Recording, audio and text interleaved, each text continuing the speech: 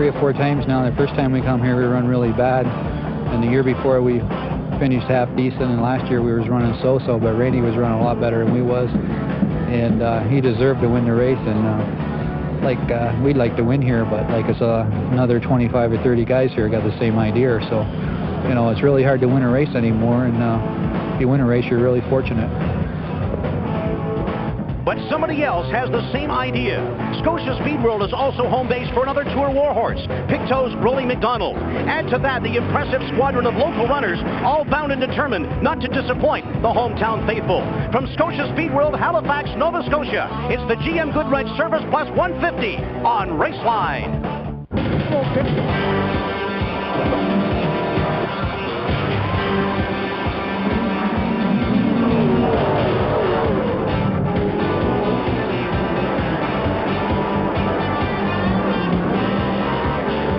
Hi again, everybody. I'm Eric Thomas, along with Dave Moody and John Massingbird. Welcome back to Scotia Speedworld in Halifax, Nova Scotia, for tonight's running of the GM Goodwrench Service Plus 150.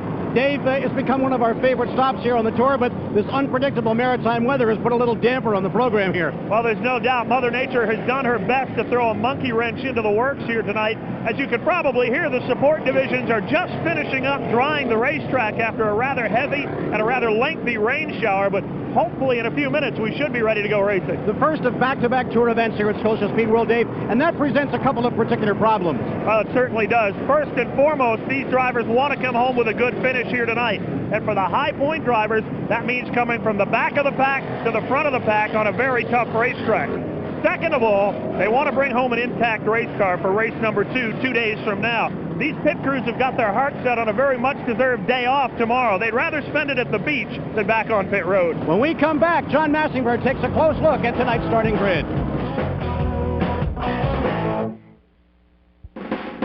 Raceline is brought to you by new Kodak Gold Ultra 400 film for all your Kodak moments. Your GM Goodwrench Service Plus dealers, where you get the finest quality work at competitive prices. Revell Monogram, the world's model maker. And Aerofoil Wiper Blades, the leading edge in wiper technology. Well, one of the things that makes ACT racing so exciting on the GM Goodwrench Tour is the way they invert the field. Tonight it's done under a point scheme, and they've packed a lot of talent in the middle of this starting grid, starting with Brad Layton in the 1X car. Brad, it's been a long afternoon. We're at 11:30 at night. Some of the rubber's washed off the track. Any concerns? Yeah, I believe the whole field will loosen up. You know, we hopefully made the right changes to, you know, tighten the car up, and, you know, it is a long race on a short little track, so we're going to try to conserve the car with the brakes and all, but we'll look for a good finish. Well, Brad Layton's as tough as they come. He has finished consecutively second 3 times in a row right now. And you talk about hungry, Kevin LePage in the Donut LaFlamme Ford Thunderbird. He's very tough, very, very fast. More talent packed here. ACT's first ever champion, Beaver Dragon, in the 75 Shearer Chevrolet. We've got the man that everybody looks to beat. He is the defending champion, Junior Hanley, in the Motion Quaker State Thunderbird. Now here's a guy, a local guy, who started back in the pack with all this talent, but he knows the way around this racetrack. He finished last year 3rd to some of the toughest guys in the sport. Scott Fraser, it's been a long day. Ready to go racing? Yeah, we're ready as we're gonna be, I guess. We're here now, we gotta go for sure now. Now the car's working good. We're planning time 150 laps for upper hope we'll be near the front. Well, Scott, you finished 3rd here last year, so best of luck this year around. Thanks very much. We're ready to go green on Raceline. So after they flip things over here at Scotia Speedworld on the front row, Blair Bissett of Montpelier, Vermont in the Buick, L.L. Bean, hometown Freeport, Maine for outstanding rookie, Ricky Harrison, car number 85. On the second row, Dave Whitlock, the former CASCAR Series champion from Petrolia, Ontario, and one of the up-and-coming youngsters, Don Forte, from Laval, Quebec in the Iselon Chevrolet Lumina. Forte is getting better all the time. Danny Knoll Jr. out of the Queen City of Buffalo, New York, in the Ford Thunderbird campaign by Hanley last year, and Bill Zardo Sr. in his T-Bird fresh off his win at Flamborough Speedway. Side by side in in row number 4 this afternoon as the field rolls away. Derek Lynch, the youngster, and the veteran Ralph Nason. Brad Layton, Kevin LePage in row 5. Beaver Dragon and Junior Hanley, that's 1 and 2 in points. Junior on top, Beaver in second place. Watch those guys charge up from the middle of his pack here. A lot of strong local entrants. We already talked about young Mr. Fraser, Doug Stokes, Steve Henderson, Mike McKenzie, and Greg Stewart, all capable of picking up the win here on their home racetrack. Dean Plattenberg, car number 9, another local beside Mike Whedon, car number 35. Great to have him back on the tour, Dave.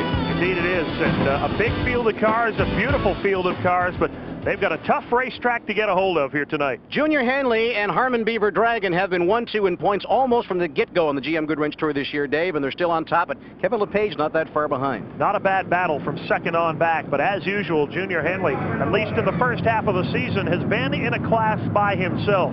8 wins in 12 starts. Not a bad batting average for anybody in any sport. If you were the starting line, this is the advantage you would see. It's a great field and a great crowd here under the lights at Scotia Speedworld. We've added a few lights for the television here. It should be a little brighter in the corners than last year's presentation, but this place is exciting at night. No doubt about it. This is short track racing at its finest. Full contact, fender-to-fender racing. Blair Bassett in the Buick. Ricky Harrison in the Oldsmobile, set to come down out of turn 4. Green flag is out and we're racing at Scotia Speedworld. John Holbert turns and loose for the GM Goodwrench Service Plus 150. Ricky Harrison now drops back just a notch here as the field pounds in behind him. Everybody trying to find that low groove, but they can't really run down there. If they're going to gain ground at this place, there is no top groove. It's got to be somewhere in the middle, Dave. Well, you can see there's a difference between the two grooves. The bottom lane is concrete. That's right. The top lane is asphalt. Concrete apparently is a whole lot quicker because Blair Bassett in the 65, the pole sitter, leads him. Ricky Harrison, 85, is second. Dave Whitlock, Don Forte, the second 2, as they follow it single file out of turn 2 and down the back chute. Backstretch they go in turns 3 and 4. Blair Bassett drove for 3 different teams last year, including his own. I would think consistency this year is the game plan, I should say, for Blair Bassett in the 65. Bassett, one of those independent campaigners that has to scratch and claw and fight to get from race to race. And right now, here's a good view out the back bumper of Dave Whitlock's car as Don Forte, the Isolon Chevrolet, giving him an earful on the back chute. Isn't that one scarred up face on that fighter right there, the Isolon car? A lot of battling in that number 42, and he's still getting some tutelage from Jean-Paul Cabana. There isn't much better when it comes to short track racing. And we've got a new leader out of turn 4, Ricky Harrison. Forget what I said about the inside being quicker. Harrison takes it to the high line and drives around Blair Bassett for the lead. Don Forte sees what Harrison did, says, I'll try it too. The Chevrolet going to the outside for second now. 46 of Bill Zardo Sr. There's a look again under the Whitlock number 92, and that is Bill Zardo right there. Here's a guy with a new spring in his step. He finally picked up his first tour win at that rec-filled contest at Flamborough. He's pretty satisfied too with the setup right off the trailer. Just going to tweeze it up a little bit and get out here, and he's running very well right now. The Z-Man is off to a strong start, and he's all over the back bumper of Davey Whitlock right now. Ricky Harrison in the 85 beginning to open it up a bit now with the lead. Forte on the outside has taken second, and there's the battle for third. 65, Blair Bassett, the pole sitter. Dave Whitlock on the outside in the 92, right behind Bill Zardo and racing Ralph Nason. There's Scott Fraser, 00 right on the back end of Kevin LePage in the 21. Fraser with a marvelous third-place finish here last year. The locals would love to see him up in the top 3 again. Well, he's the local favorite here tonight. Ran very well in qualifying. This hometown crowd solidly behind him. And young Scott Fraser running in some pretty tough company right now. Beaver Dragon in the 75, the 21 of Kevin LePage, Junior Hanley, and then Fraser. So young Scotty Fraser running very well right now. Saw Beaver Dragon. There he is, car number 75, the Shearer Citgo Chevy, trying to move up here. He's in that outside lane. There's that comparison. You got to try and find somewhere in the middle to run here. Beaver Dragon tries to swing it around the outside of LePage, but he just nailed the throttle and he was gone in the corner. And Scott Fraser dives underneath him on the inside line. Danny Knoll Jr. now hooked up high. You can see the blue car near the top of the picture. That's the Blair Bassett automobile. Bassett led the first 3 or 4 laps, but he is fading badly now off the inside pole. RPMs come up as they cross the stripe to click off another lap here at Scotia Speedworld. That's the 00 the Farmer Clem's car, Scott Fraser, out of Schenectady, Nova Scotia. Outside line continues to get the run around Blair Bissett. On the high side, Kevin LePage in the 21 moving around, and here's the battle for the lead. Don Forte has closed in on Ricky Harrison, and Forte, the youngster out of Laval, Quebec, diving low now, swaps lanes out of 4, and he's got the hole heading down the front chute. He hasn't done a whole lot of full. Now the sparks get flying as he gets into the 85 of Ricky Harrison, and that's that shoulder-to-shoulder jousting we talked about. Donald Forte hasn't done a lot of full-time racing, Circuit St. Croix, where he's home based out of, but every time he gets out here, I'm impressed with how much he seems to improve. Don Forte loves this Scotia Speedworld oval. It's not a lot different than his home track up in Quebec. That's right. And Don Forte has been hooked up almost from the minute that car came off the trailer. Ricky Harrison in the 85 leads him down, showing some sparks off the right-hand side of that automobile. I believe that's just the exhaust pipe dragging through the corners. Yeah, you can see it. You can't really see it from our vantage point here, but as they go by the stripe, you can see the pipe just touching the ground as it goes around the corner. As soon as it hits the asphalt, the sparks get going. Here's a nice little shoot here with the 46 of Bill Zardo Sr. and the 75 of Beaver Dragon, and Mike Whedon in car number 35 from Haverhill, Massachusetts, moving up as well. Whedon back on the GM Goodwrench Tour, first time for a full-time effort since the mid-1980s. 85, right. Has already won himself a feature as they get together. Boy, I'll tell you, there is some major league bumper tag. Rowley McDonald got into it along with Beaver Dragon and Mike Whedon. McDonald, the big loser. Look, somebody's hood flying down the front chute. That's the Danny Knoll car, or at least part of it. It's up out of the racing groove. We'll see if they need a caution to get rid of it. That must have startled Danny Knoll, who just pulled off a very impressive third place at the Oxford 250, the richest and most prestigious short track stock car race. Yellow comes out with debris on the track in a rather large chunk. It shouldn't be too hard to find, but Danny Knoll is another guy who has really got a new lease on life in this tour and running well. Very happy with that third. A little bit of free advertising for Jerry Hicks, Danny Knoll's car owner, but I'm not sure that's the way he had it planned. No, not really. Yellow here at Scotia Speedworld in Halifax on Raceline, slowing things down, and while we see some damage there on Kevin LePage, the DF Windows Alan Lumber Ford Thunderbird coming in here to get this thing all repaired. Now he gets rid of it himself, so all that plastic that they were advised by Tour Director Tom Curley to bring along on this trip, they're starting to use some of it right now. Never any doubt, when you come to the bull rings, you're going to go through some body panels, but does not look like a whole lot of damage on the DF Windows car. They'll string a couple of bungee cords across the front of it to keep the hood on the car, but should not affect the handling for Kevin LePage. And doesn't appear there's any radiator damage there too, and that would be really, really critical here on a short track like this. Kevin LePage rolling back on the speedway. Let's check in with Dave Whitlock. David Whitlock, Eric Thomas, Raceline Control. Do you read? I got a copy, Eric. David, that car seems to be sticking pretty good in the early going, but obviously the first thing on your mind is to get a finish. It's been a rough couple of outings for you lately. Yeah, it sure has, Eric. The last 6 or 7 races has really set this team back quite a bit, but we'd sure like to get a nice finish today, and the car feels real good. Thank you, Dave. I'll tell you, if there's one team on pit road that gets the Perseverance Award this year, it's that Motorcraft crew. Time now for a little trivia, brought to you by Performance Racing News, North America's Motorsport Authority. Okay, keep your media guides in the drawer. Try and do this by memory. Who's got the one-lap record of the 1/3 mile oval here at Scotia Speedworld? McDonald, Hanley, or Dick McCabe? You want me to guess now, or don't keep it? Keep it, and we'll answer it just a little bit later. That's good, because I don't have a clue on this one. It might be a tough one. It's a trick question. Back to the action here at Scotia Speedworld in Halifax, Nova Scotia. Debris on the track brings out our first yellow of the evening. Ricky Harrison, Ralph Nason, the front row. Ricky Harrison, rookie driver on the GM Goodwrench Tour. Last year's track champion at the Oxford Plains Speedway in Oxford, Maine. Ralph Nason, he's been doing this for about 35 years, more track championships than you can carry home in a basket. So the experience factor rides on the outside as we get set for green. Watch Ralph Nason in car number 10. Can he get the jump here? No. Ricky Harrison beats him to the stripe, and Ralph Nason, the 53-year-old elder statesman on the GM Goodwrench Tour, hung out to dry there and is going to lose second place as Brad Layton gets his nose into the action here, and Ricky Harrison takes off. He's still got that exhaust pipe dragging on the ground. Look out, Layton is really at a sheep here across the stripe and gathers it back up. I thought he was going all the way around. Great save by Brad Layton. He's been on a charge early. Started 9th on the field, was up to 2nd, but perhaps a bit too much charge in his step. That time coming out of turn 4. Did a great job to keep it out of the concrete. Harrison and Nason 1 and 2, then Brad Layton, Don Forte, Beaver Dragon, and Scotty Fraser up to the number 6 spot. Yeah, Scott Fraser, the 00, 1-0. Third here last year, as we mentioned. Here's a battle with Junior Hanley and Norwood, Ontario's Derek Lynch. Lynch back and now home based out of Norwood, Ontario. That U.S. experiment with what was left of the Pard Brothers team has sort of gone by the wayside, and now Derek Lynch is back on the Canadian side. I know his dad Dave is pretty happy about that. Something else that's gone by the wayside is the left front fender on Junior Hanley's Molson X machine. Exactly. Hanley's gotten a piece of somebody's action out there. Here's the look out of the back bumper of the Derek Lynch car. Right behind him, big Rowley McDonald in the King Freightline Chevrolet. Rowley McDonald wants to put on a good show for the locals here. Had to retire here last year on Raceline with steering problems.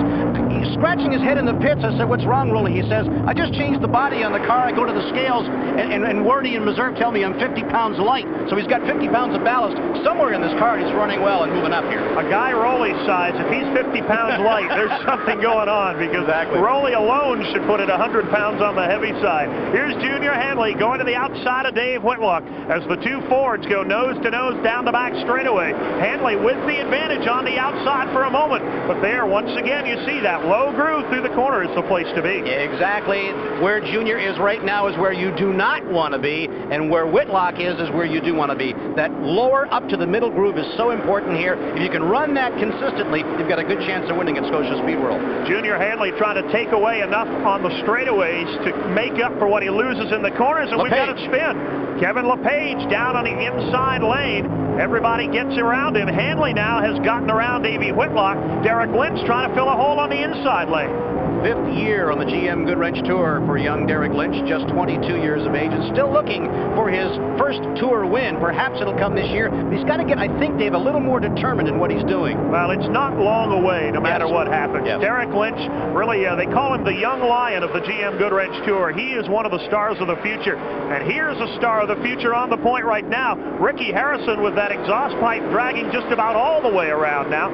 Should not be a safety hazard. They'll probably let him continue, almost certainly, as long as he leads the race. Oh, exactly. They're not going to pull him in if he's out front here. It doesn't appear to be in danger of coming loose. If that would happen and it's on the track, that would bring about the yellow, but so far so good for Ricky Harrison. Second in GM Goodwrench Tour Bosch rookie points, Tracy Gordon out of Strong, Maine in car number 17. Back in the pack and moving up is the leader so far in the rookie points, but Harrison is really giving him a run for his money. Ricky Harrison by a car length and a half over Ralph Nason, and there's Racing Ralph. Cool, calm, and collected. Look at him. He's so relaxed on that wheel. That's like you and I pull out of our driveway. He's just got his arm resting on the bar here. Round and around we go. 53 years old, same age as Mario Andretti and Harry Gant, the elder statesman of this tour, and a great effort this year, hanging in the top 5 in points. It's a renewed and rejuvenated Ralph Nason this year. Well, if you're a Mopar fan, he's your man. The Dodge Intrepid ES, this car is loaded with horsepower, and Ralph Nason really carrying the Pentastar to the front of the pack on the Goodwrench Tour. Doing a good job in Ricky Harrison's lead here, car number 85, and is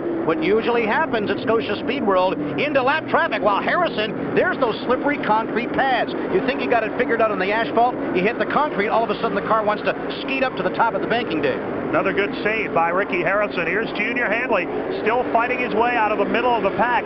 Hanley trailing his car from a year ago. Whoa! Oh, we got trouble. Tracy Gordon has blown it up in a big way. Oh boy. Fire all over the Gordon Lumbering CA&T Lumber Chevrolet. Gordon gets it to a stop. You can see oil and fluid all over the track, and there's still some fire under the hood of that race car. Just talking about Tracy Gordon leading the rookie points, and he fireballs going into the corner.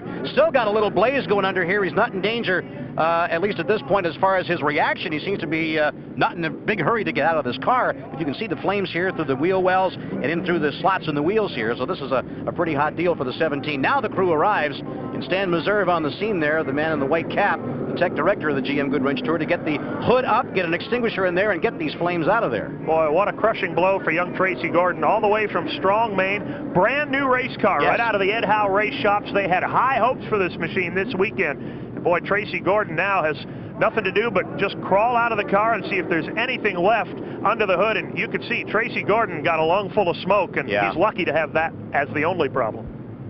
So the top rookie on the Goodwrench Tour is out of it early. The number 2 rookie is leading the race. Eric, let's check in with Ricky Harrison. Ricky Harrison, Eric Thomas, Raceline TV Control. Do you read, Rick? Yeah, that's all. Ricky, nice job so far. The car is performing very nicely. You got a lot of high-rent talent in behind you. It's got to feel pretty good to run up here. Yeah, it's been one of our best runs we've had this year. We had a good run at the Oxford 250, and got in a tangle and got the front end bit. We was up to third a couple times in that. So we're pretty happy. We're just going to try to keep running up here as best we can. Rick, that outer groove gets pretty slippery once you get up into the marbles, but you're running sort of the middle part of the track, not low, not high, and it's sticking nice, isn't it? Yeah, 10-4. You get up there on the high side, you get a little loose getting out, so on lap traffic, you got to be awful careful how you get into the corner there.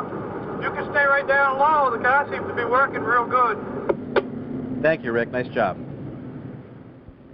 Crowded in the pits down here. And we're back at Scotia Speedworld for the GM Goodwrench Service Plus 150 in a moment.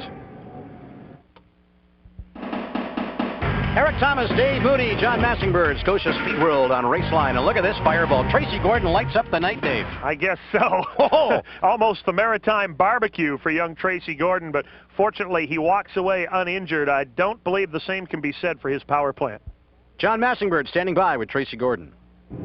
Well, Tracy, if nothing else, it was spectacular, but first off, you all right? Yeah, just smoke got to me a little bit when I was sitting in there waiting for the traffic to go by. I didn't dare to bail out in front of traffic, so no, I'm all right. What happened? Well, I guess the motor must have blown because it was going really well and started slowing down just to come out of the 3 and 4 turn. And about the time I hit here, I let off and she went up with the big flames and smoke was everywhere. Well, you've had a pretty good season so far, and they claim you're hot, but I know you don't want to be this hot. No, I didn't want to be this hot. No, the car, this is the second race with the car. We led the 250 last week with it. I think we really had a good spot to lead today. The car was really flying, and no, maybe I can get borrow a motor or something, get one together for tomorrow, and maybe we'll come better. Hope it works out for you. Good luck. Glad you're all right. Thank you. Go get them. Cool night here in Halifax, Nova Scotia. See the breath out of both of those gentlemen there, but hot stuff for Tracy Gordon, but he's okay.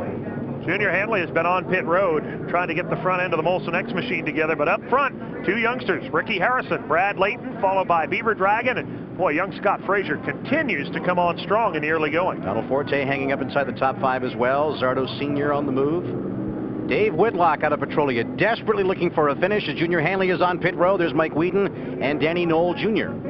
Hanley, you could see with some damage on the left front corner, but you can also see a little bit of steam coming out of the front of the hood, and that's not all from the puddles he ran through on pit road, I don't believe, but we'll have to keep an eye on that. There may be some overheating problems on the Junior Hanley car. Junior's back in the guts of this field. He's obviously been punched around a little bit there. Lots of body damage, and maybe some of that body damage has got back into the radiator, Dave. Who knows?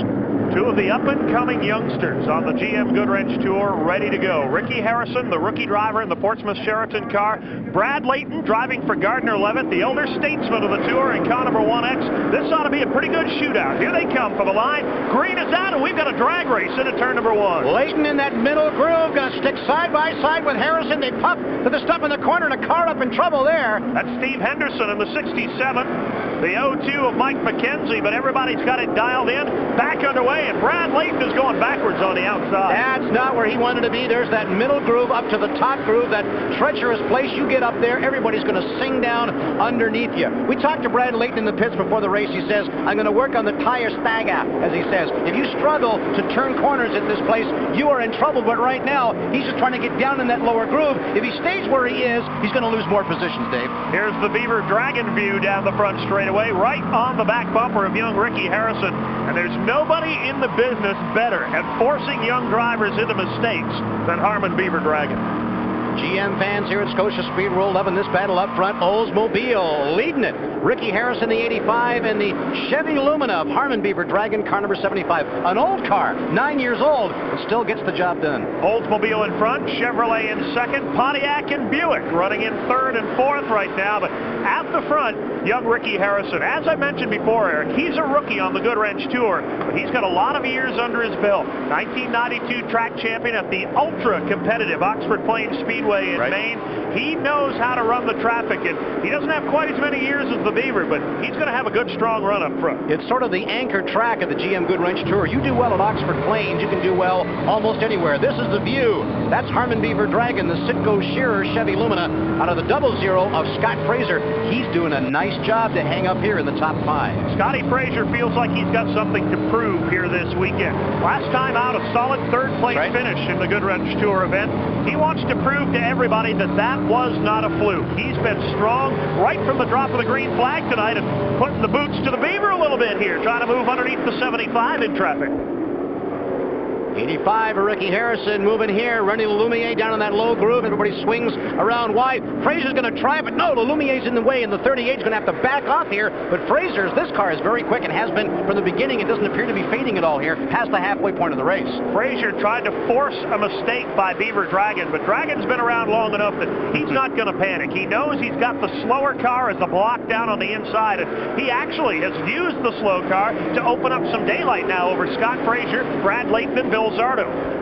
As we move into the last quarter of the event here at Scotia Speedworld, a top 10 finish and a top 10 position to get that finish. Very important, and here is the battle for 10th right now. The 10 of Ralph Nason, the 15 of Derek Lynch, and the 6 of Danny Knoll Jr. out of Buffalo. And right in front of them, Junior Hanley running in the number 9 slot right now. And those 3 drivers beginning to close in on Junior. Been a tough night for old JR. He has not had the dominant setup here at Scotia Speedworld. And he wanted to put on a big show for the local fans here, too. We mentioned he's from Maliga Mines in our opening. A lot of Junior Hanley fans out here, a lot of them in Ontario, but he wanted to put on a good show, but it's just not cooperating for him. The car's been banged up. We thought he had some cooling problems, and he's fighting it, and that's unusual to see Junior Hanley do that. Those 4 drivers slugged their way around the slower car of Mike McKenzie, one of the top local competitors who's had an off night here tonight at his home racetrack. Hanley in 9th, Nason in 10th, and Derek Lynch in the 15 and the 6 of Danny Knoll.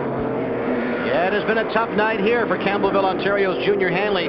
Not as dominant. Good reason for that. Extensive body damage. The hood is buckled up right in front of the windshield. I doubt he can see out the front of this car at all. He's going to have to drive somewhere through the stains or maybe even out the side window. When your visibility is down, I don't care if you're driving to the store, you can't see. That'll take a couple of tenths off the greatest driver in the world right there. Yep. Having to drive out the left-hand side window. And as a result, Nason, Lynch and company beginning to reel him in just a bit. I'm sure Junior Hanley would like a little bit of a caution flag here.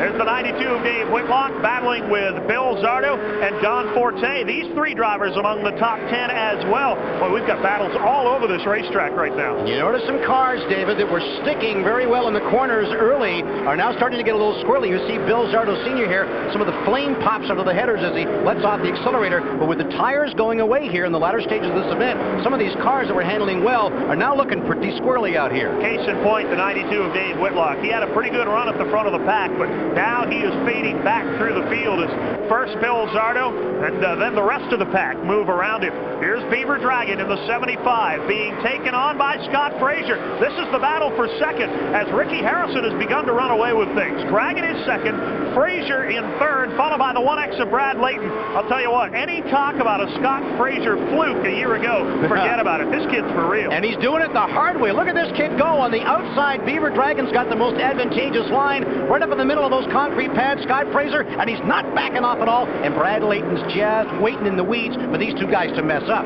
Scott Fraser may well have the fastest car on the racetrack. Ricky Harrison, the leader, broke away from Dragon. Fraser took a few laps to get around the Dragon wagon, but now let's see if he can run down the 85 of Harrison. Chevrolet of Harmon Beaver Dragon. The chase is on to the Pontiac of the 00 of Scott Fraser. And look, he's starting to pull away a little bit here. And here's the advantage from Harmon Beaver Dragon's cockpit.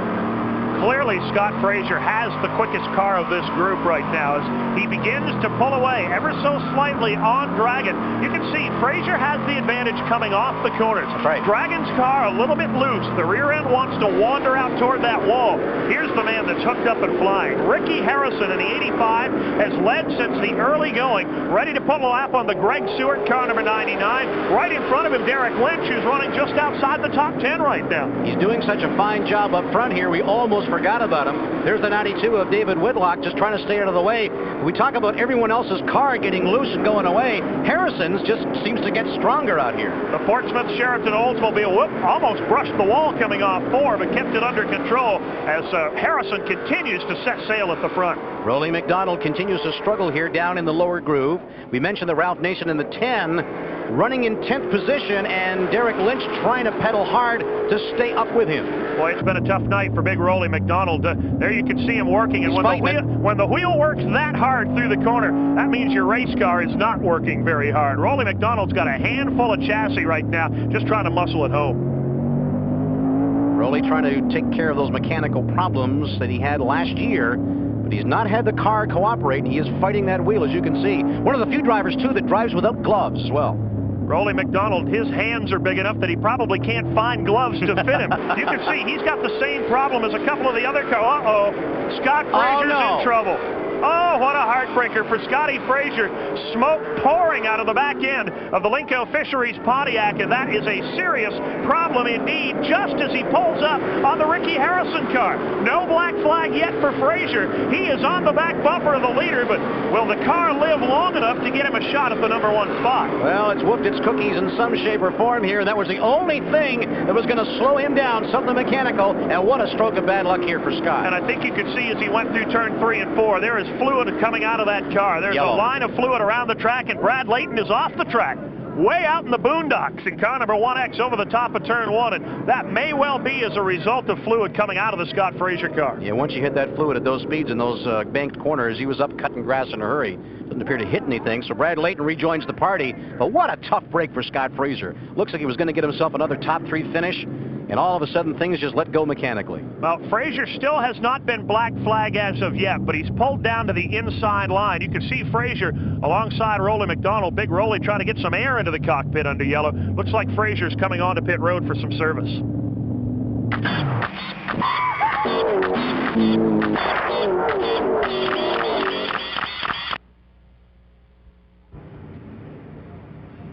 The Canadian Maritimes has produced some top-notch stock car racing competitors. The most celebrated, of course, would have to be Junior Hanley. Junior eventually moved west to Ontario, while another veteran of the East Coast short track campaigns stayed put. 49-year-old Rowley McDonald of Pictou, Nova Scotia, has been racing off and on for the past 18 years. When Rowley got the bug to go racing in 1965, he found himself in a position a lot of other young men find themselves in. Sure, they want to go racing, but they've got a young, growing family and a bill-paying business to think about. Once Rowley got rolling, he showed patience, skill, and determination, winning championships as early as 1966. Up to now, McDonald built his own cars, but in 1971, he decided to go to a good friend and fellow racer to purchase a thoroughbred race machine. That builder? Junior Hanley. Yeah, when you talk about my first car, I guess I traded Junior a rear end for a car back in the late 60s, about 67, 68. He had a Chevy 2 he was running down here in the Maritimes, and it was quick, and he needed a quick change, and I had one, and he didn't have one, so we swapped the rear end for a car. So that was our first dealings with Junior, and there's been many ever since. In the mid-70s, McDonald was able to do something a lot of other drivers wouldn't have the wherewithal to do. He put his racing aside for 2 years, and that was to concentrate on his trucking business. He did go back for a couple of seasons, and then took a few more off in the early 80s. My wife and I run the business, and it's quite a large business. We're down here in the Maritimes. We got 40-odd trucks on the road, and that takes a lot of our time. And racing, really, to me, is a hobby I've enjoyed for years and years. And you know, our main line of work is trucking, and that's what supports our racing. McDonald got back in another Hanley creation in '83, only this time he decided to stare bad luck in the face. The car was black and number 13. It turned out to be good luck. A year later, he won the MassCar Championship. Rowley hooked up with the American Canadian Tour, as it was known then, back in 1989. His most memorable moment in that tour? 1990, where at Scotia Speedway, a dry fuel cell robbed him of certain victory. And then on Raceline last year, reprieve. No, he's no quitter. You just have to come back harder week after week and keep at it and try harder again. Generous perhaps to a fault, Rowley's shop is always open to fellow tour drivers looking for a place to affix repairs. Rowley is classified as your classics grassroots racer. He's a family man, he has his own business, he races when he can, and he stops when he can't. But he never loses a step in determination and drive. He might not win every show, but when the regulars see his name on the entry page, they know they're in for one of the toughest battles on the schedule. Rowley McDonald, one of racing's colorful people, brought to you by Kodak.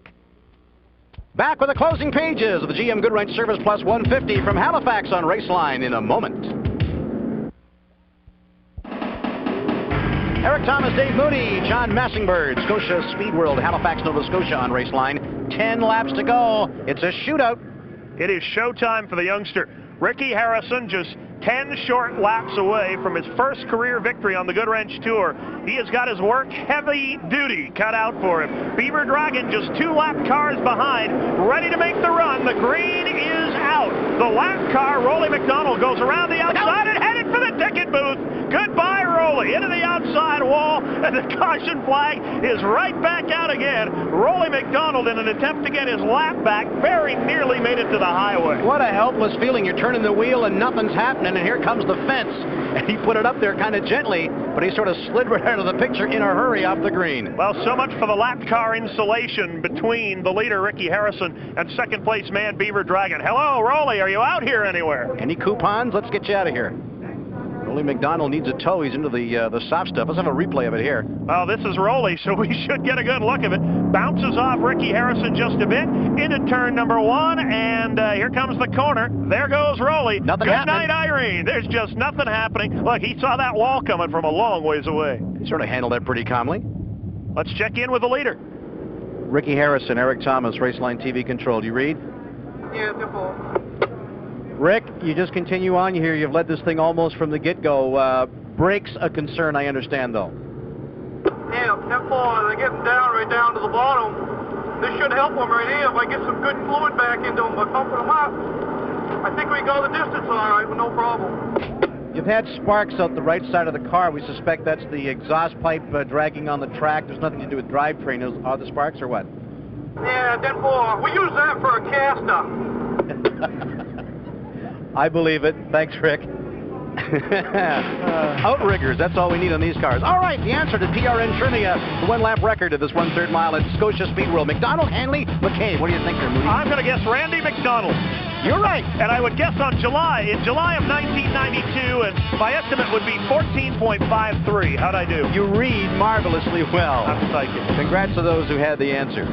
Well, down to the last few laps around here. Ricky Harrison continues to lead. Beaver Dragon, Zardo Sr., Donald Forte, and Kevin LePage, your top 5. And this time around, Eric, no lap cars in the mix. The leaders are up front, and they are ready to go. No excuses this time. Here they come. Harrison inside, Dragon outside. Green is out, and Ricky Harrison leads him away into turn number 1. He got a great jump on the green flag. Torque formula just about perfect. When he nails a throttle, he just leaves Dragon in his dust. He just got, now they got a big mess up here in the corner. Down towards the bottom of this event here. That's Bob Hudon in the 2M Metal Chevrolet. He's got it back underway, and the field stays green. Track is clear, and that's a big break for Ricky Harrison. Harrison in the 85, a car length up on Beaver Dragon. Bill Zardo up to third, another spin, and it's Dean Clattenburg in the number 9 machine, and this time we've got caution. Out of Dartmouth, Nova Scotia, Dean Clattenburg gets into trouble up here, and that's going to bring things down to a slow as well. 3 laps to go as the caution flag flies, and Eric, what we're seeing here is just what Ricky Harrison talked about. These guys are fresh out of tires, fresh out of brakes. They're just trying to wrestle it home. Yeah, just 3 laps to go. John Holbert with the yellow here. Pace car comes out. So what was a 10-lap dash turns into a 3-lap drag race around this facility here at Scotia Speedworld. And what must young Ricky Harrison be thinking? Beaver Dragon, 2 Tour Championships, 35-year veteran on the outside. Bill Zardo, another 35-year veteran, right behind him in row number 2. Winner already this year on the Goodwrench Tour. You'd like to say that perhaps Ricky Harrison is the dark horse pick here, but the way this car is run tonight, you got to wonder. This is going to be a shootout. Harrison and Dragon, Zardo and Don Forte, here they come. Oh, look out, Dragon is crossed up. Zardo goes over the top of him into the infield. Field piles up. 2 of the top 3 are out of it as the caution flag flies. Can I breathe now? Holy cow. I thought he was going over for sure. Unbelievable wreck here. Beaver Dragon and Zardo Sr. Fiberglass flying. Unbelievable. Beaver Dragon was the launching pad for the Z-Man. Dragon trying to drive it away. I can't believe he'll be able to. It is severely torn up. Bill Zardo went up the left rear tire, across the roof. Look out now, look out now. Zardo, not a happy guy here. Well, I don't think either one of them are happy because they had a trophy spot locked up now with 2 to go. And the Z-Man, you're exactly right. not a happy camper. He glares over there at Beaver Dragon. Now, these guys are usually pretty friendly towards each other, but when something happens like that, all of a sudden you got cars flying in the air and over top of you. Sometimes the temper will get the best of you, and Zardo just looks things over here, so he stays relatively calm, and that's good. Well, discretion is the better part of valor. These guys have got to race against each other again in just a couple of days on this very same racetrack. But no matter how you slice it, a tough break for both of these fellas. John Massingbird is hustling down to the front stretch area where the remains of the front 2 out of 3 lie on the front chute. John? Bill Zardo, a disappointing night. Bill, at least a chance for a third-place finish, and it's gone away. Yeah, I don't know what to say. I was down the inside, and I don't know what happened. Struck for words right now. A tough break for Bill Zardo. Well, that's the sound of a man biting firmly on his own tongue, Eric. Still glaring over there, I'm telling you that. It's hard to place the blame, having only seen it once. All right, what happened here? Let's try and look again. Zardo inside, Dragon outside. It looks like the Beaver's coming down the racetrack, and there's no room at the end. Here's where it gets scary. Zardo climbs up over the left front tire, goes right over the top, and right here is where it really could have come apart for Billy Zardo. You know what I like, though? It's evident in that replay that nobody backed off. I mean, they said, forget it. I don't care what's happening. I'm just going to put it down and go for it here. You got 3 laps to go. In-car, this ought to be good.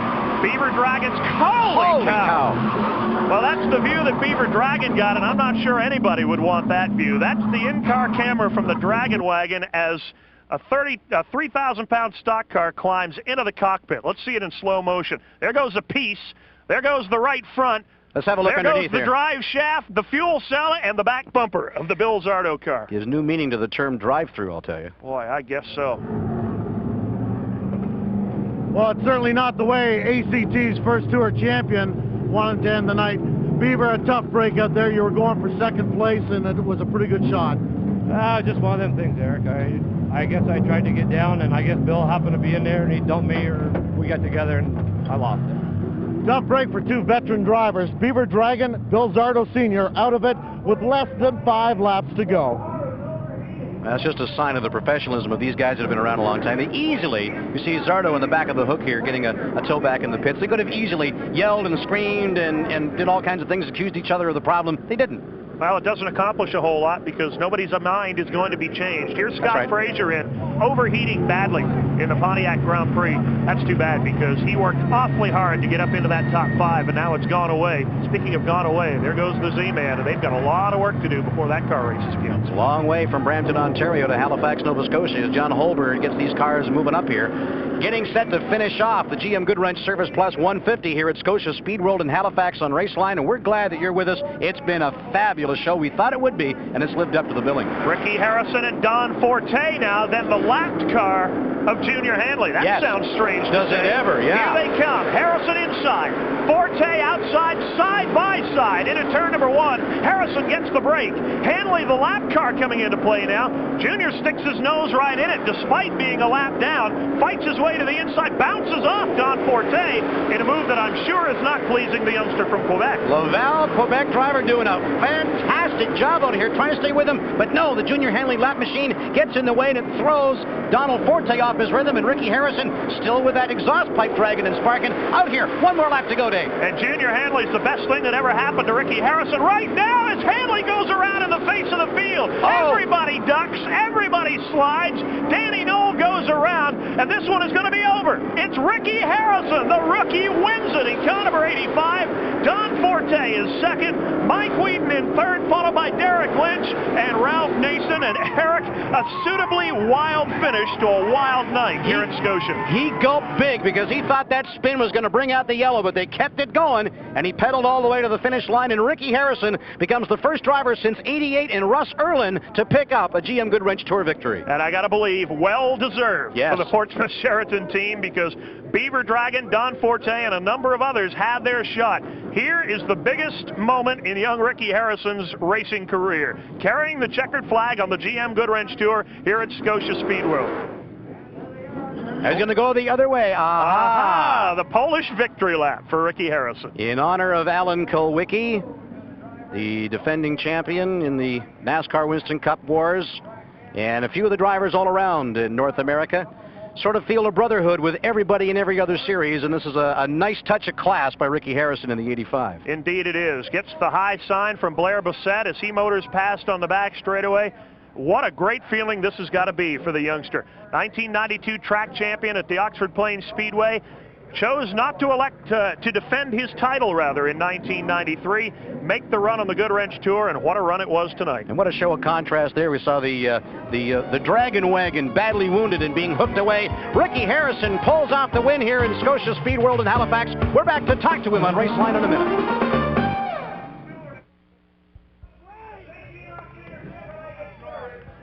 Well, as far as this crew is concerned, it might as well have been the Daytona 500. Bob Harrison and crew congratulating driver Ricky Harrison for a beautiful run tonight in the GM Goodwrench 150. Good job, Robert. Good job. Good job, buddy. Well, Ricky Harrison, you couldn't have made a crew any more nervous. You had to be the same way. A lot of tough racing to get to a restart to get those last 5 laps done. Congratulations.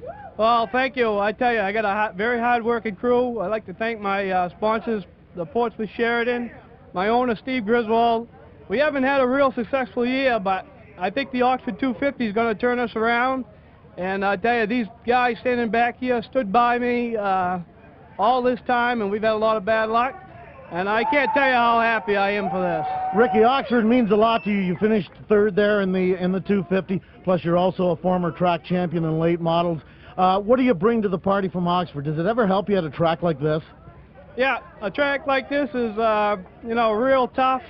You got to get right down. It's like a bull ring. You just got to mash the gas and get on the brakes. And I tell you, this crew, the way they put it around the racetrack, it was fairly easy to do. Well, you had something to do with it. Ricky, get out of here. Your crew wants to see you. Congratulations. Ricky Harrison, the winner of the GM Goodwrench 150. And you know, Eric, the crew chief on that crew, his brother, Bobby Harrison himself, a tremendous racer in the state of Maine in years past. And there's a happy young man. Time now for the Revell Monogram Performer of the Race. This is an easy one. What a terrific performance by Ricky Harrison. Unanimous vote in this broadcast booth. Started up front, yes, bounced off the wall a time or two, but he brought it home intact. Donald, in the early going of this race, you look just terrific.